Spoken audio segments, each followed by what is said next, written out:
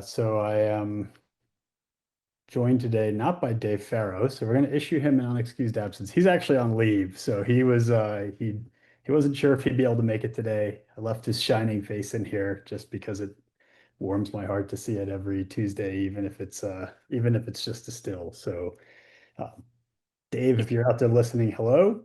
Uh, Joined again this month by Stef Rand from our intelligence team. So thank you so much for being with us, Stef. I'm happy to be here. Good time. Thanks for some intriguing pre-webinar discussion related to arachnids. All right, we're going to get underway.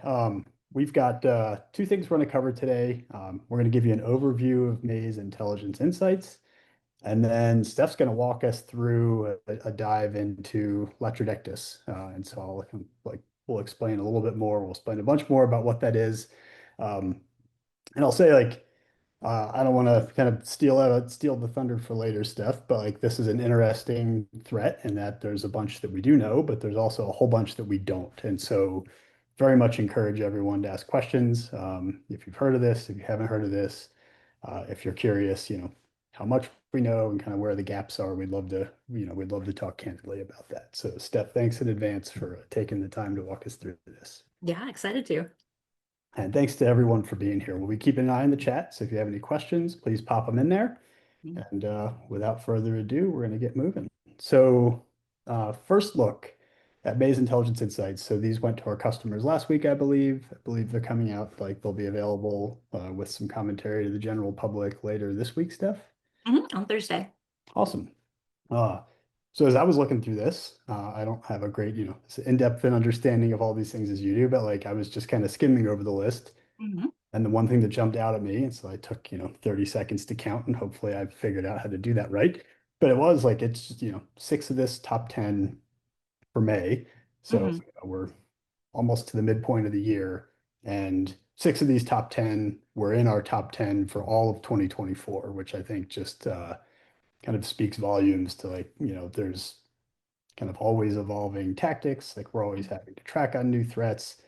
What's ranking month over month, like obviously will change, although also super notable this month is that like a couple things did not, and we'll kind of get into that in a second. But I think just kind of that, I think one of the headlines here, as always, is that whether it's threats, but also I think similarly true for techniques, is that like we see movement, but we don't see like major turnover in these things, even on the order often of like quarters or a whole year, right? So I don't know if that's like, what your take or thought on that is like at a high level, but like I'm always fascinated by just kind of like the macro data when we look at this. It's interesting. And one of the things I like about working on the intelligence insights is looking back over time. So we have a database that shows all of our top 10 threats since we started doing intelligence insights, and looking back over time at all of those is always really interesting. So you mentioned that one is not here, and that is SocGholish, which is intriguing. This is the first time SocGholish has been out of our top 10 since November of 2023. So Oh, it's wow. been, yeah, it's been a while. And I think there could be multiple reasons for that. I was looking if we could see any definitive trends, like if it was something like Qbot used to be, where there would be kind of patterns over the years. I didn't notice anything in particular. I think that some of the reasons for this could be just increased volume of other threats that we're seeing. Also, threats do kind of wax and wane. I remember this is just me shooting from the hip. I'm just kind of thinking of things that I saw as I was looking into this. It has been rumored that SocGholish has been partnering with some ransomware groups recently. And so it may be that that has also changed their business and distribution model. So if they're working with ransomware groups, it could be a lot more like, remember the initial access brokers, like the TAs, they would have Yeah. really big spikes in activity, and then they would work through the access that they had obtained as they were kind of brokering it out. So I think that, again, this is wild speculations, tinfoil hat. I think that could have something to do with it, but it's complex, and it's interesting when something as pervasive as that kind of takes a bit of a break, but it has before. Like this is not like the first break it's ever taken since we started tracking it. Yeah, that is interesting. It's funny you had mentioned the Qbot thing. It was one of the things that just gave me a chuckle when we were prepping for this was like an old slide that we had that I think you said just warmed your heart, which is like, we haven't seen a Qbot infection since whenever. And it's like, um, it is absolutely being replaced by something, which I guess is like, that's the, that's the, if, if there's like a kind of like a highlight, it's that we sometimes do see these things legitimately go away, but more often, you're right, it's like, the group splinter or they rebrand a whole bunch of the overlapping like techniques and sometimes even like the adversaries do like they persist and just kind of are persist and continue to evolve, right? And so it's like very rare that anything just kind of goes away and we never have to worry about it again. More likely we just, we learn it under a new name. We have to track it in some different way, which is like part of what makes your job so presumably intriguing and hopefully exciting. It is interesting. Cool. All right. Well, like, so let's take a look at top takeaways from this month. Um, I didn't realize these were, there we go. Okay, got it. So I'll let you kind of take it. Sorry about that. I have a surprise animation. I uh I went ahead and spoilered the middle one, but yes, SocGholish did drop out of the top 10 for the first time since November. Amber Albatross and Scarlet Goldfinch are both sitting in the same place as they were last month, which is interesting.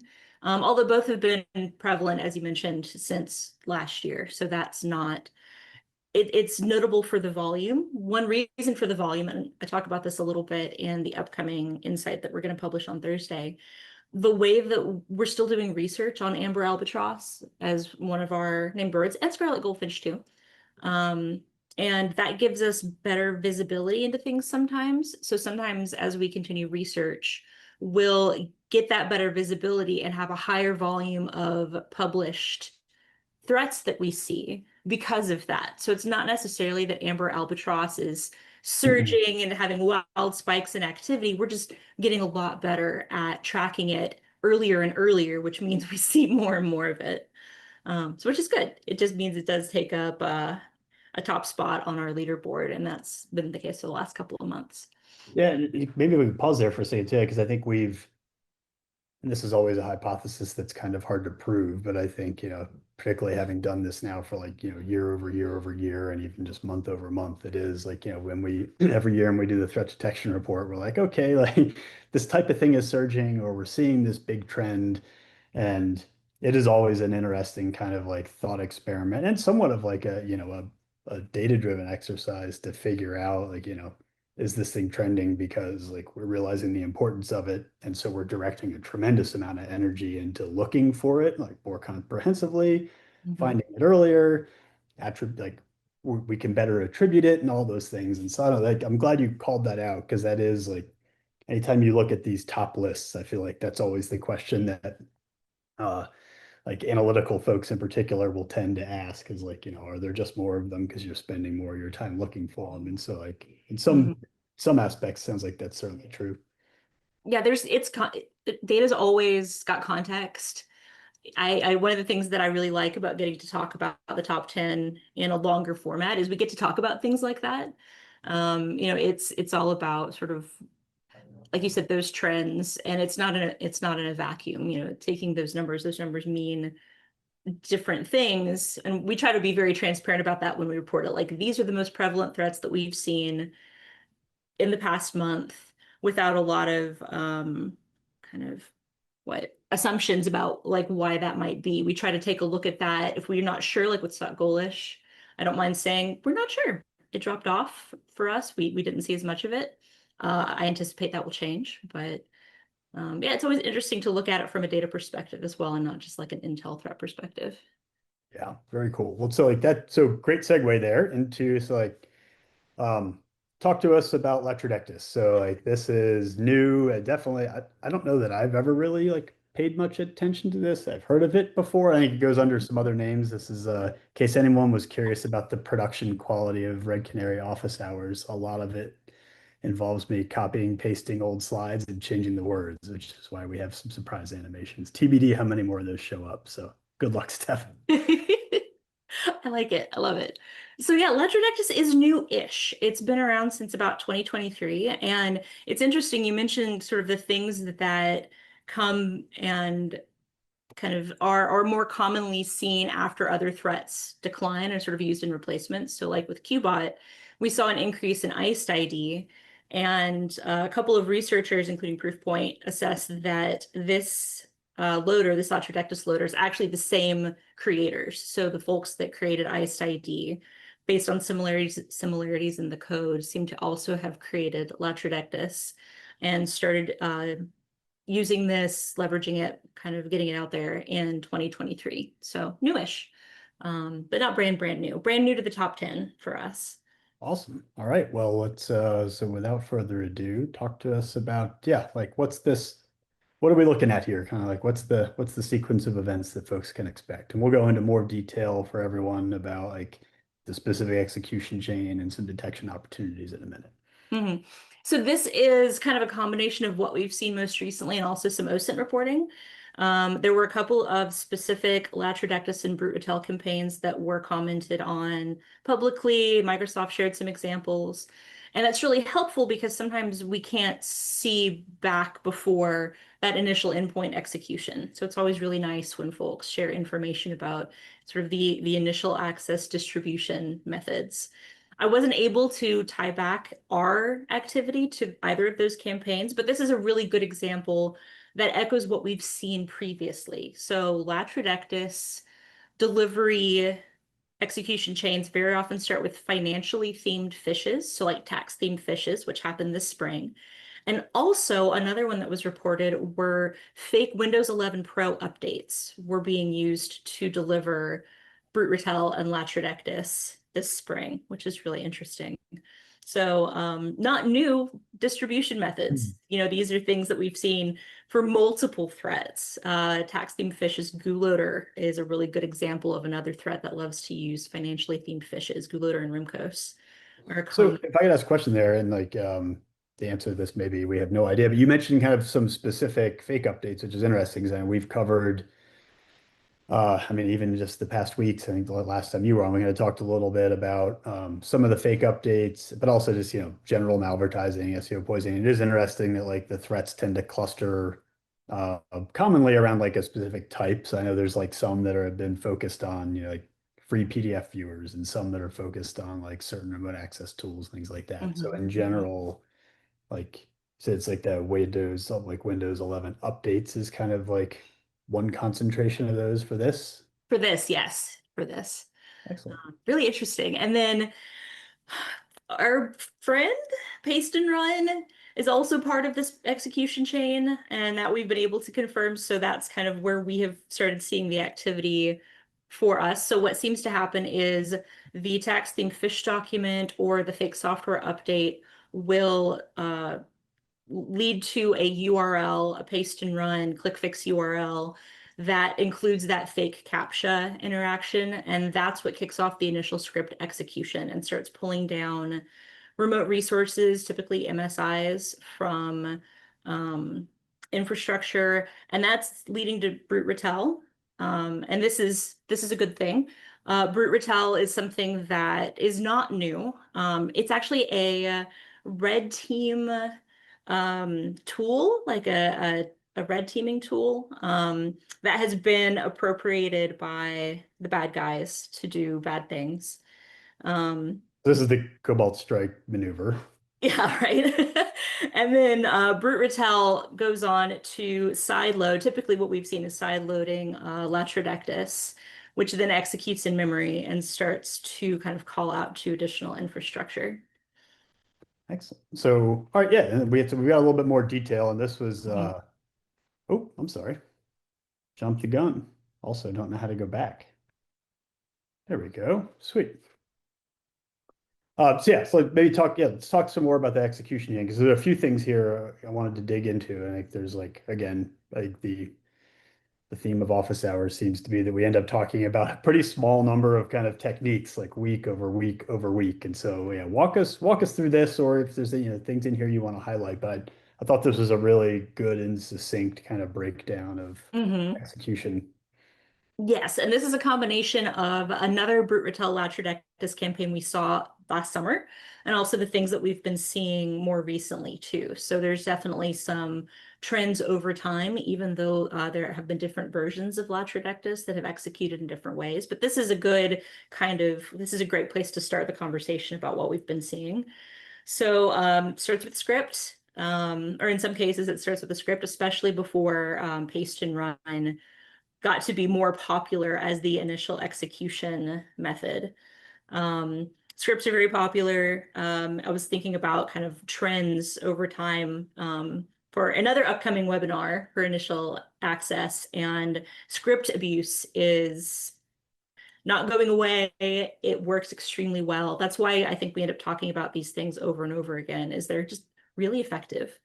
So there's no reason to Real change what quick, they're so doing. so don't interrupt. So yeah, I'm glad you mentioned pace and run and the um I guess kind of like the age of this particular set of execution, but paste and run is overwhelmingly or entirely PowerShell. Is that correct? So like that would be So it depends. I hate using the Intel fallback. It depends, but it depends.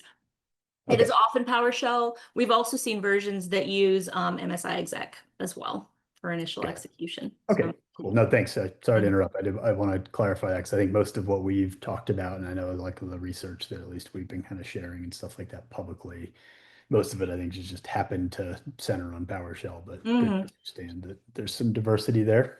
That's where it started. And of course, you know, one of the things that makes this such a challenging field is that when something works really well, they will lean on that until it starts to work less well and then start to try new things, which we get to keep up with. But fortunately, things like MSI exec misuse is also detectable. So that's not been something that we've had as much challenge with, which is good.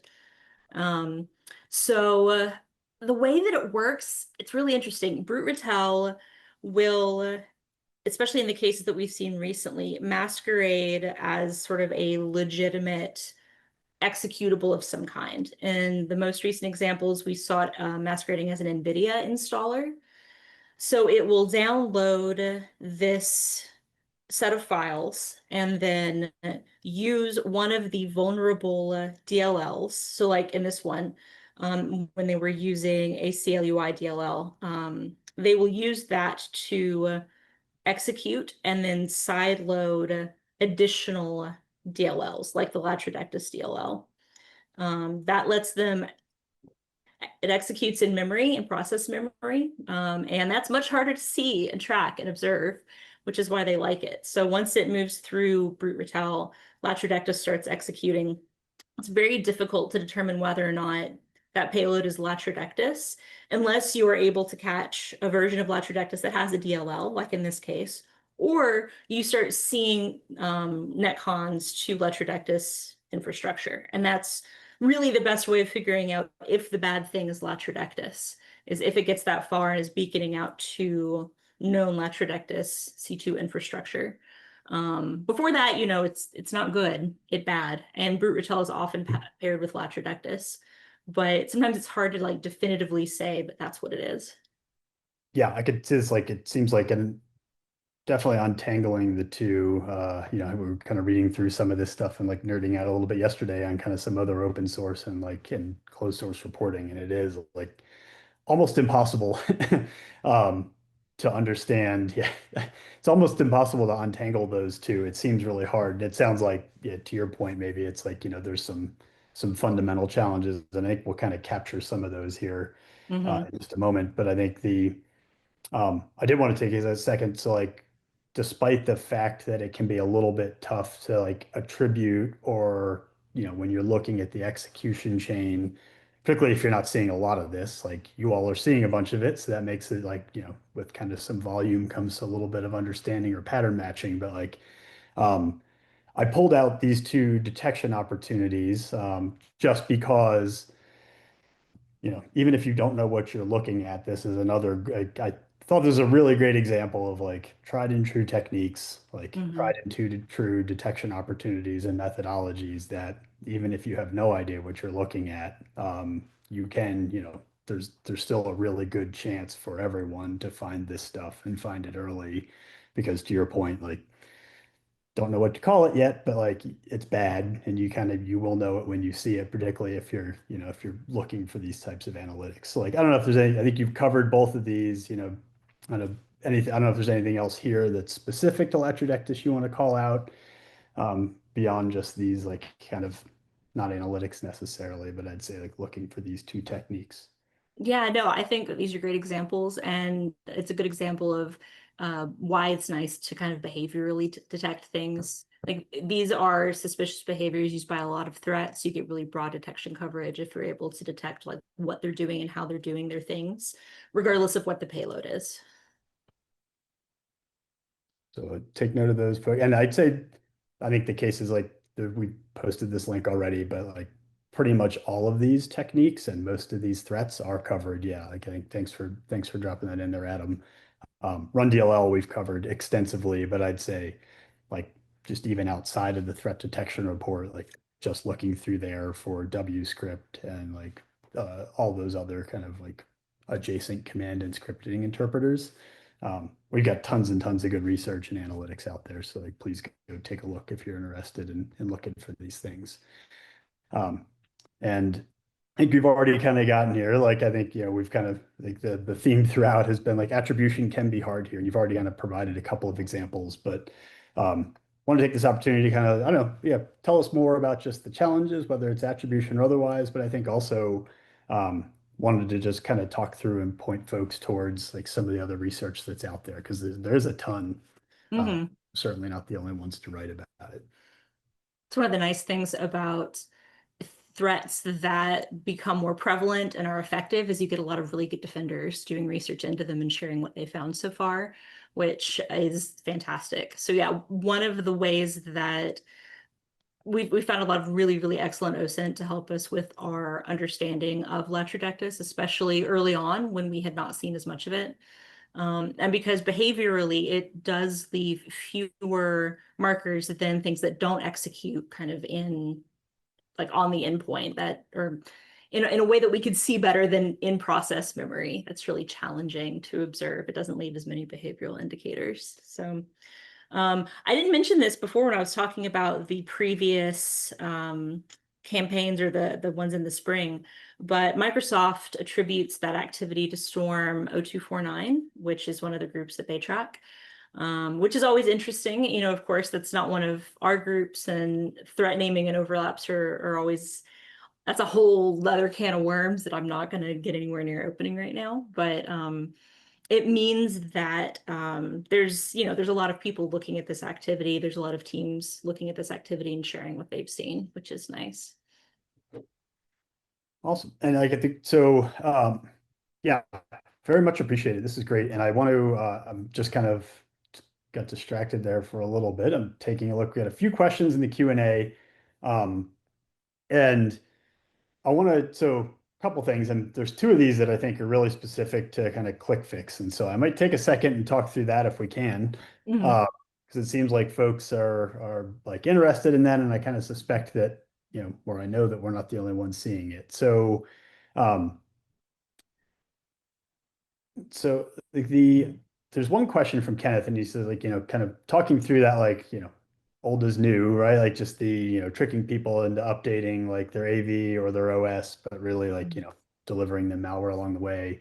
Um, he's asking if we see a trend of allowing like a notification from a site that's delivering that. And I think in general, this is like the kind of core click fix, like that's the core kind of like social engineering aspect of it, right? Which is like landing on a website and then being prompted with some sort of error or update that makes you think that, the thing that you're there for, like there's some prerequisite or requirement. So like maybe just big picture calibration on like how ClickFix works for folks who haven't, weren't here in the past episodes when we've talked through it.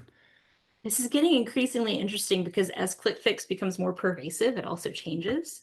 So yes, there is a lot of ClickFix, and it started as ClickFix, as named by Proofpoint, as kind of these web browser injects that would create this pop-up. And but there are other ways that it also is able to get that pop-up, that pop-up in front of users. So it's also been a pop-up, not just in a browser, but also as a fake installer, like after the installer is downloaded onto the system, there will be a fake installer for some kind of fix or access. There have been URL redirects. So there have been actual in URL embedded examples that aren't necessarily web injects with a pop-up, but just redirects to a specific URL where it's like embedded in the page. There have been in-email examples with redirects to a URL, so it's been distributed with phishing. But the whole premise is to get in front of users an opportunity to trick them into doing some kind of fix to gain access to a document or to a website, or the method that's been more common since it first started is a fake CAPTCHA. So prove that you're human by doing these actions that just so happen to execute code unbeknownst to the user using Windows run keys, which has been extremely effective and continues to be extremely effective.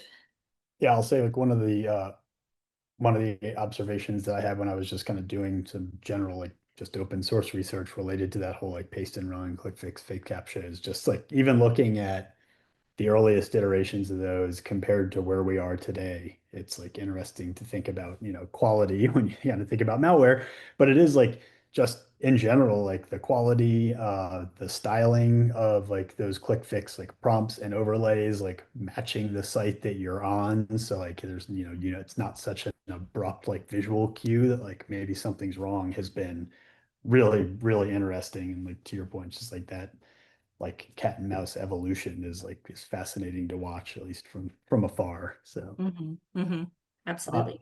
and another quick fix based on question. So and so this is related to click fix targeting Linux systems, and someone's asking if we've seen that here. And I've actually not seen or heard of that, which is pretty neat, but I could see the article here. I'll have to I go haven't check either. it out. But that article is that's from this week. This is very new. So I will say I have not looked at ClickFix targeting Linux systems, but we are seeing, and OSINT has reported some evidence of ClickFix executing on macOS systems now for Steeler execution or Steeler installation. Hmm. So it would not at all surprise me if it's expanding, like a lot of types of malware, expanding beyond Windows to other systems as it continues to evolve and as brokers and bad guys continue to get more interested in kind of seeing how far their reach can get with a specific technique. Yeah, at the risk of offending the Linux desktop people, I'm not sure that's like a super like that's not a widely prevalent user base, I don't think. I mean, I know we absolutely have, customers with in some cases, a good number of like Linux desktop users. Um, that is interesting on the Mac OS side though, because like that is obviously like very prevalent, particularly in like newer tech companies, places like that, and even just established enterprise. And I know on Mac OS traditionally, that's an area where we've seen, I think, a lot of the early signs of like malware and a lot of the initial access there has been, themed around things like actually like fake updates, Mhm. malvertising, stuff like that. But in particular, um, just by the nature of the way that kind of Mac OS differs in some ways from Windows. It like is like the path to gaining initial execution on Mac OS can be fundamentally different in so many Mhm. reasons. Like click fixes or paste and run is a fascinating kind of like just end run around a bunch of those controls, right? Which is like if you ask me to run a thing and I run it, then there's a lot of the things that make initial access on Mac OS maybe a little bit, Mhm. I wouldn't say harder, but like definitely different. Definitely different. And yeah, we actually have Tony Lambert is doing a lot of work on this actively right now, which is one of the reasons why I can't speak to it as much because he's deep in the weeds looking at the Mac OS quick fix execution right now. Because of course it's going to be different. It can't use the Windows run keys. It's got to be using a different methodology. And so I'm sure we'll have more to say about that as he continues to do his research and we get a better idea of that as more research comes out from other reporters as well. That's awesome. And yeah, and thank you both for in the chat there for the Linux and the Mac OS resources. Gonna have to check that out. Very cool. Yes. Um, Fantastic. Well, I think we've done it right on time again. Steph, thank you so much. Always learn so much when you're here. I really appreciate it. I know you are super busy, like both protecting customers, but also helping to communicate this stuff to them. So really appreciate you taking the time to be here and explain this to us. Oh, that's lovely. It's been such a pleasure. Thank you for having me. Thank you. And thank you all for coming. Really appreciate it. And we will look forward to seeing you next week. Have a great day.